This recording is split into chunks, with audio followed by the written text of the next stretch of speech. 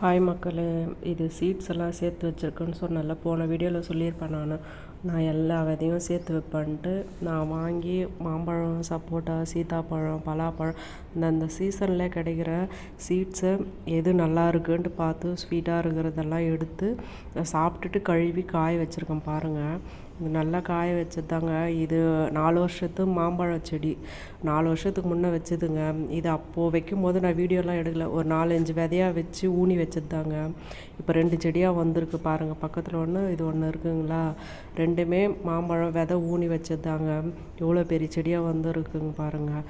இது இங்கே நாங்கள் ஒரு கம்பெனியில் தாங்க இருக்கோம். நாங்கள் இல்லைனாலும் இந்த மாமரம் பேர் சொல்லும் ஃப்யூச்சரில். இப்போ நாங்கள் இருக்கிற வரைக்கும் காய்க்குமான்னு தெரியல.